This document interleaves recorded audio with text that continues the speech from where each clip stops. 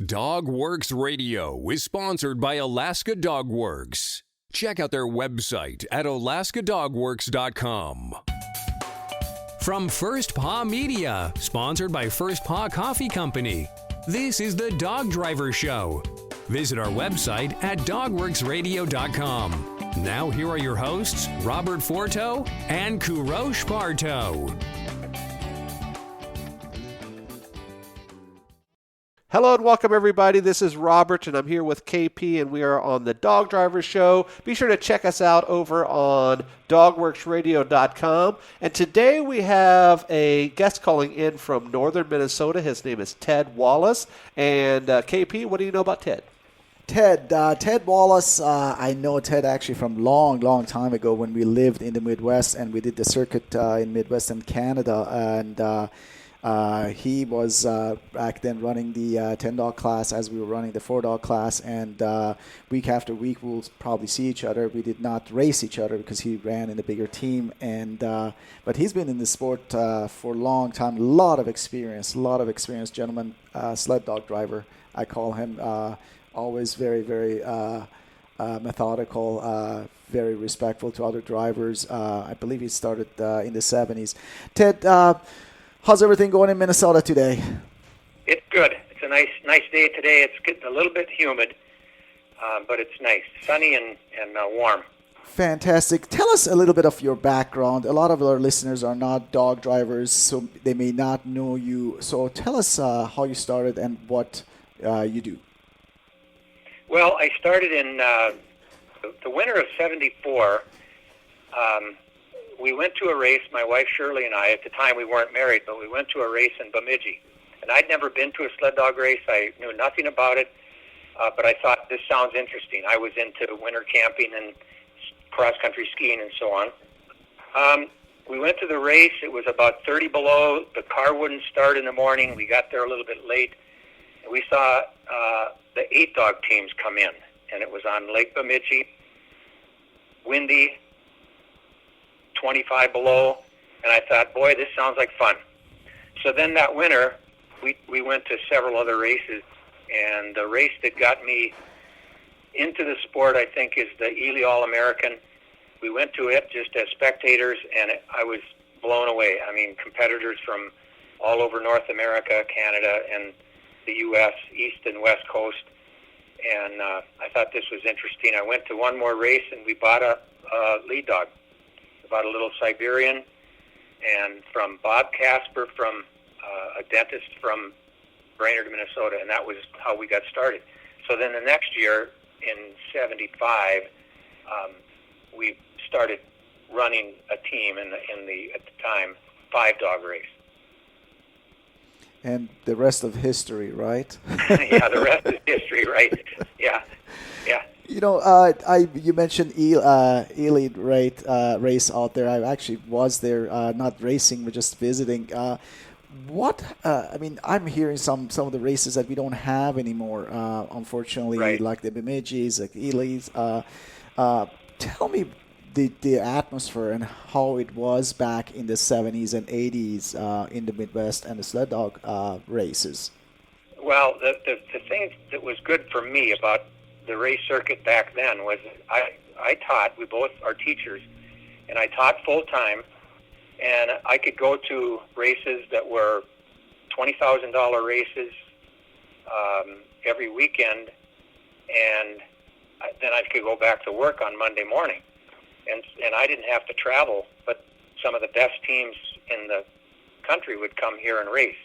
You know, that was when Len Robb was coming down, and Harvey Drake was down. Atla was down several times. Lombard. You've got Dave Hangus, a guy that most people wouldn't know his name even, but he was one of the best 8-dog drivers, in the country at the time. They all came to the Midwest because we had a nice circuit. The Alaskans liked to come down. It was warmer weather for them. They could train through that, and it wasn't as cold, in January. We got cold weather, but it wasn't as cold as it was up there. And then they could get races in a row and then head back to Alaska. So it was just, for me, it was great. It had all the top teams would come, and I could race against them. And so that made me better also. So they had big purses back then too, compared to what we have currently?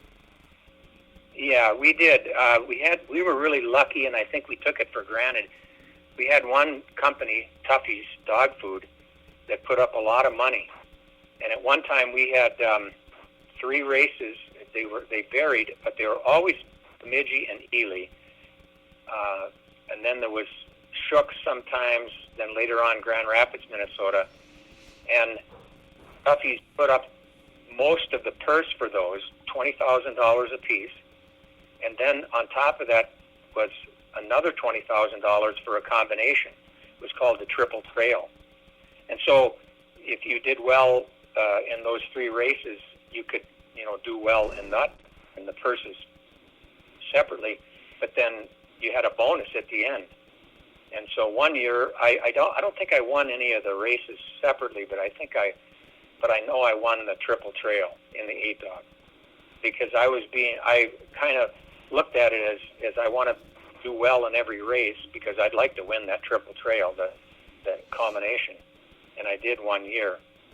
And I don't think I won any of the individual races, but I was enough to win the Triple Trail that one year.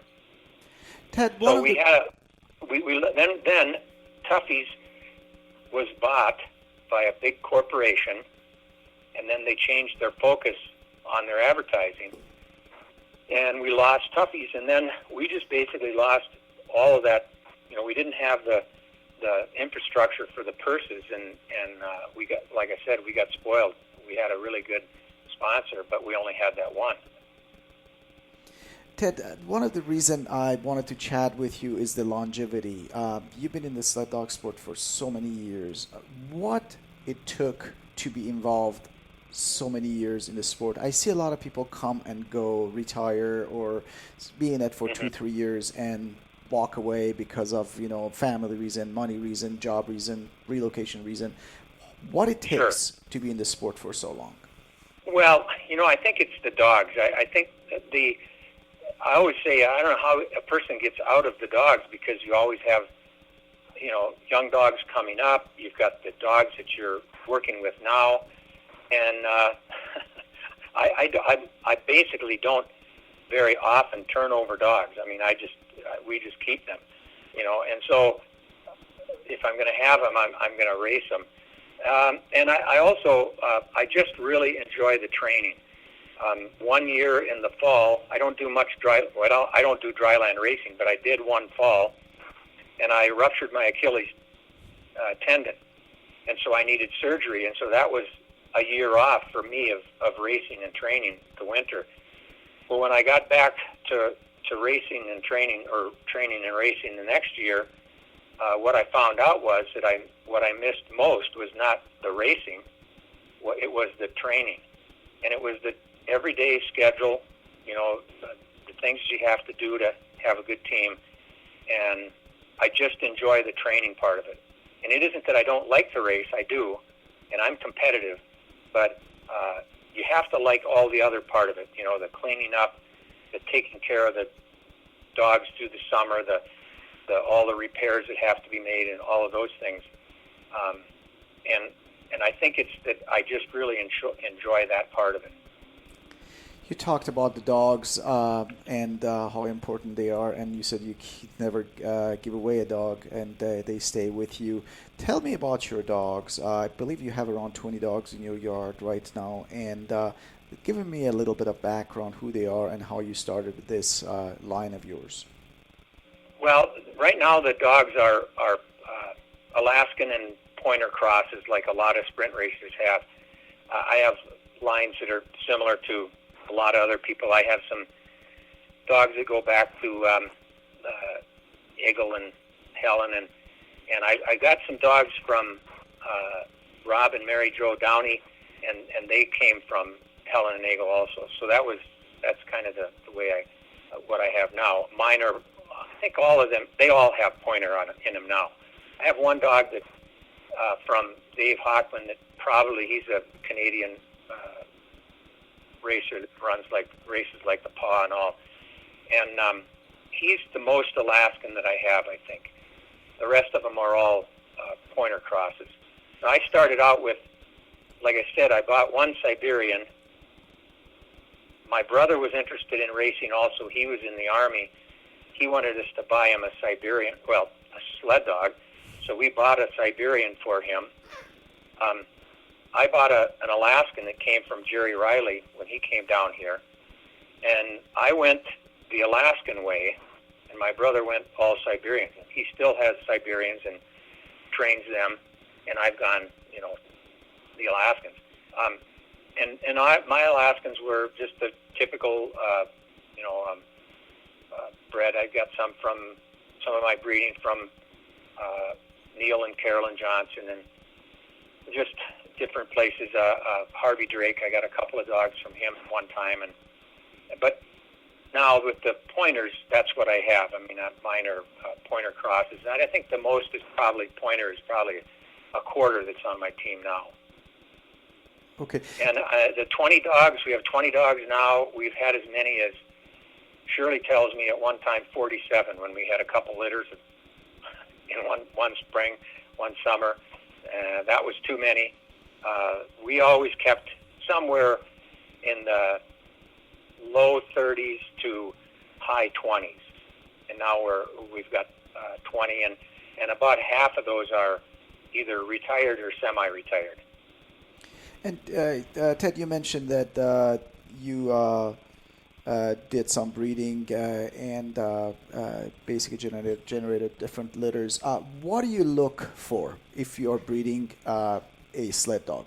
What are you looking for? Well, I think that one of the most important things to look for is attitude.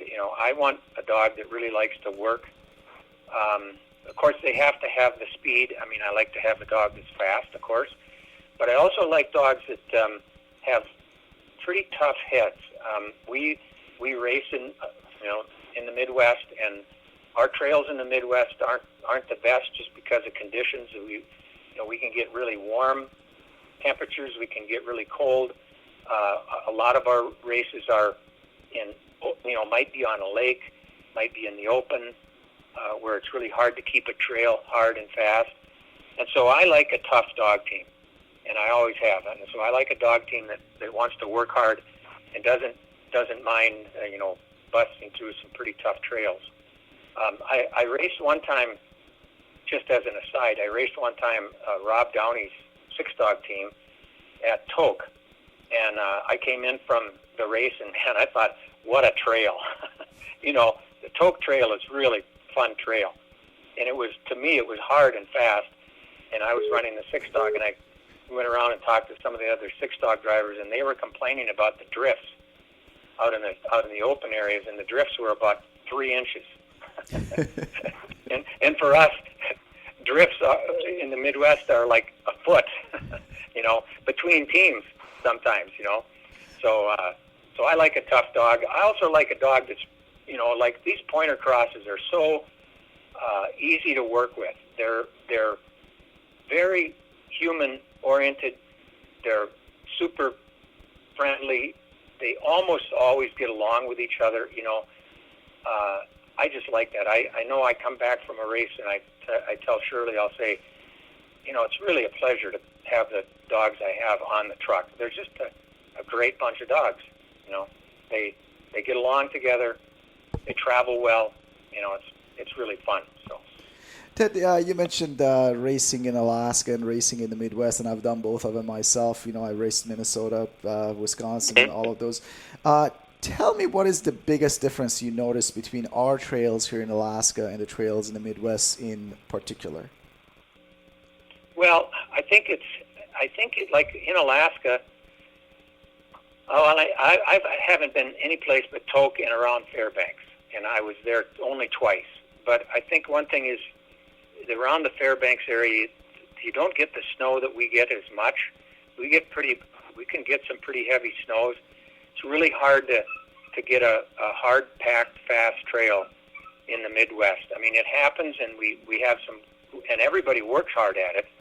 And, sometimes it's like heroic effort and it's just, and then we get a 40-degree day the day before the race or whatever. In Alaska, it seems like you don't get the swings that we do in the Midwest, the temperatures and the snow conditions. And so I think your trail, well, I know your trails are always better than ours down here in the Midwest as far as conditions. We can get anything from, rain and slush and freezing in one weekend sometimes, So that's, I think, the main difference. Let's talk about training. You talked about it, training dogs that you enjoy. Do you train from home, or you have to load your dogs somewhere else? No, I train from home all fall. I have 40 acres, and then my neighbor lets me put trails on his property. And so a lot of it is open fields, which is a pain, because of drifting. But it's also good because my dogs are used to field running, and a lot of times our races are out in the open. And so they're pretty well set at following stakes out on a field. And so if I'm at a race where they have some markers and some stakes and the trail gets blown away, my crew pretty much knows they need to stay next to those markers. And so I can train up to 6 miles on my trails here, on my place and my neighbors. And then after that, I have to truck them to train. And a lot of times I will truck them to snowmobile trails that are in our area. It used to be when when Rick and Annette Johnson used to race dogs, Rick always kept a really good trail, and he's about 17 miles from me, and I trained a lot at his house. At one time, I didn't have a trail here. I trained at his house because his was always good, and it was a nice trail for me to run on. I would take dogs to school in the morning. I'd load them up in the morning. I'd drop them at noon to give them a break. I'd change into my mushing clothes after school in the locker room, and I'd drive out to Rick's and train after school. And that was probably a couple of times a week, regularly, and sometimes 3 times a week. But now that I can train at home, it's a lot nicer. I get kind of spoiled, actually. I have a good trail, and I can train right here. It's nice. That is so good. Let's talk about racing a little bit. I remember, in the late 90s when I raced that circuit, we could almost go every weekend to different races. If it was, Cannon Falls, or it was, Eagle River, or Grand Rapids, or this and that. How's that circuit now? It's not like it was, Brosh, not like it was. You're right. We could, at one time, we had choices to go to either a race in Wisconsin or a race in Minnesota, or maybe one in Winnipeg, Manitoba. There's a lot of races that are no longer going. The Trailblazers are still holding together and doing a nice job with the circuit. And so now my race circuit is pretty much the Trailblazers race circuit. There's a race that 2 of them that are not part of that Trailblazers Club is Iron River, Wisconsin, is a new race, 2 years. They've done it 2. And they're a combination of mid-distance and sprint racing, which is a nice combination, I think. It's really fun to meet new people and be around other people. The good thing about Iron River, it's close to me, good for me, but also part of their trail is on a good part of their trail is on a trail that is groomed all winter. It's a snowmobile trail, and they block it off. It used to be a railroad grade. So it's really a good trail, hard-packed. And then the rest of the trail is groomed by a snowmobile groomer. So that's a really good trail. The other one that I like a lot is over at Land O'Lakes, Wisconsin. It's called Three Bears. I don't know if you ever raced that, did you? In Land O'Lakes? No, it was not. It didn't exist back in the day. Yeah. And that's a really nice trail. It's a wooded trail and a really nice community to go to. It's a lot of fun. It's a lots of activity other than sled dogging going on in the community. But our race circuit is not like it was. There's not one sprint race anymore in Minnesota. It just has, and there aren't many mushers like there were. I mean, there just aren't. You know, like Ely used to have. You know, they probably had 10 or 6 or 8 or 10 kennels of sprint racing in the Ely area. Now there's none. There's a lot of dogs still up there. There's a lot of outfitters, and there's some mid-distance racing also. The Ely Wolf Track race is a mid-distance race, but sprint racing there's just not as much.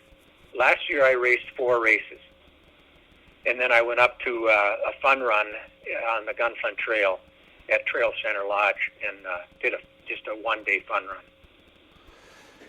run. Ted, I hear a theme throughout this show, and that's sort of that bygone era. And I know that you started way back in the mid '70s, but I have a couple of questions in regard to that. I had on our show, our sister show, Mushing Radio, the folks that organized the race down at Lake Minnetonka this past winter, and they said that they were really surprised and really happy with the result, not only for the success of the race, but the success in the community. They hadn't seen that in a long time, where everybody came together like back in the old days.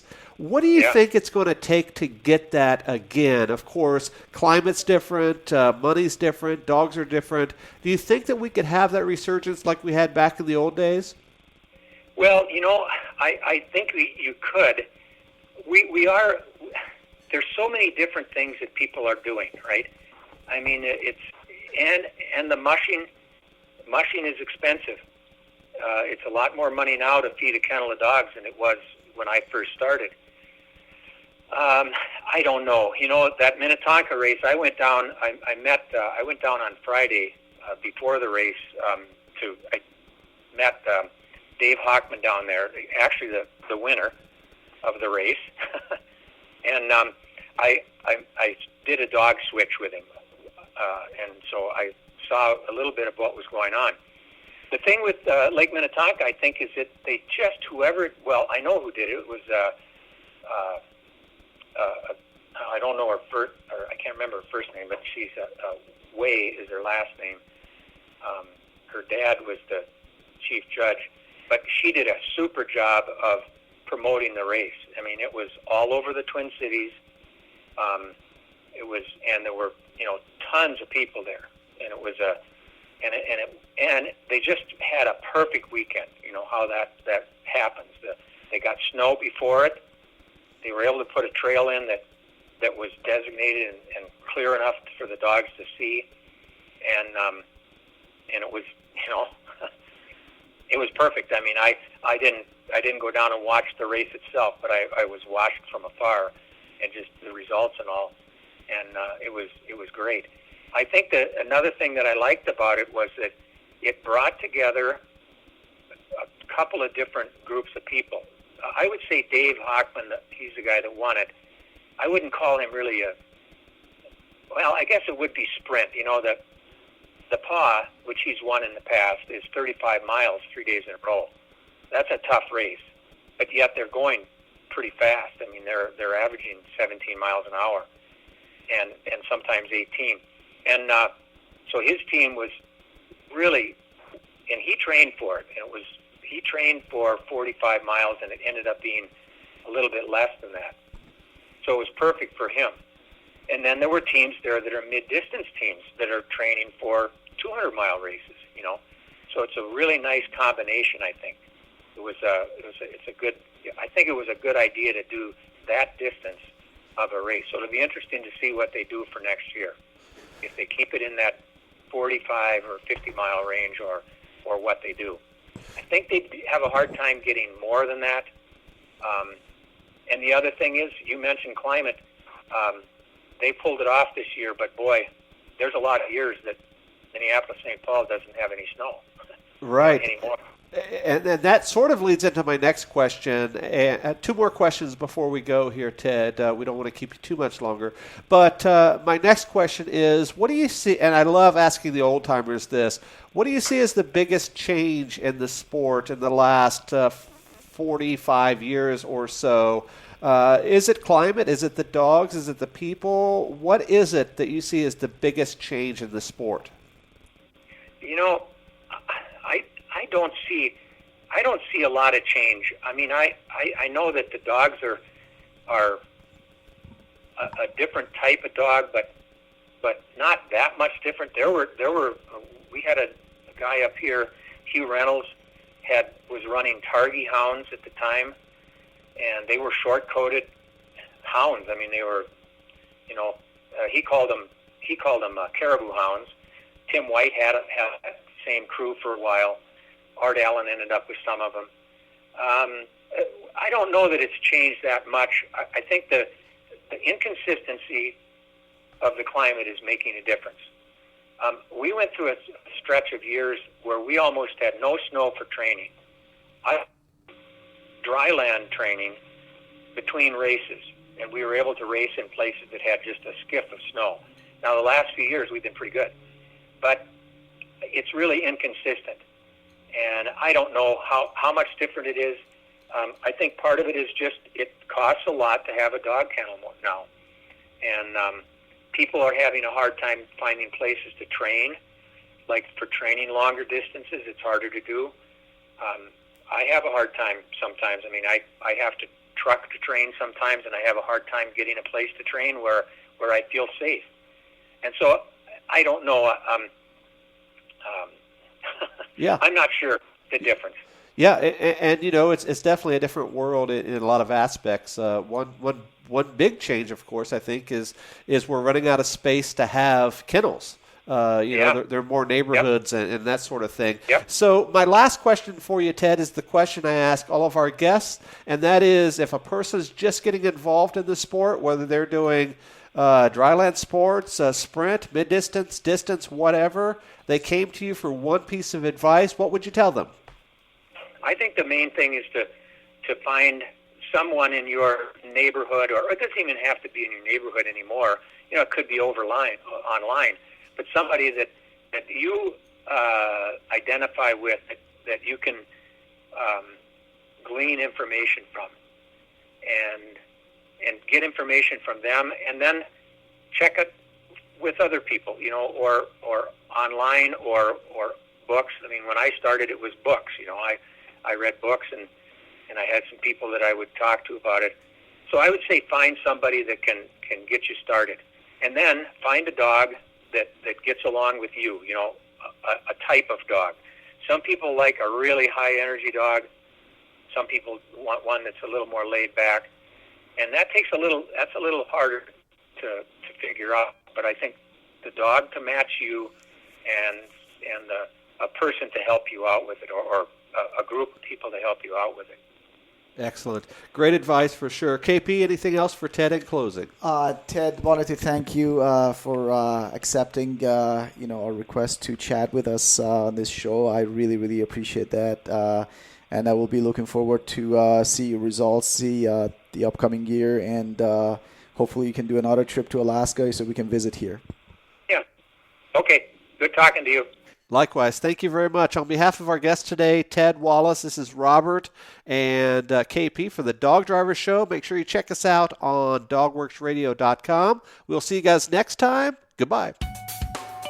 From First Paw Media, this is the Dog Driver Show.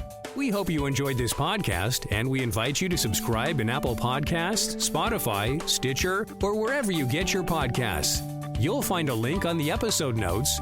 You can tap or swipe on the episode cover art, and you can see some offers from our sponsors. You can support our show by supporting them.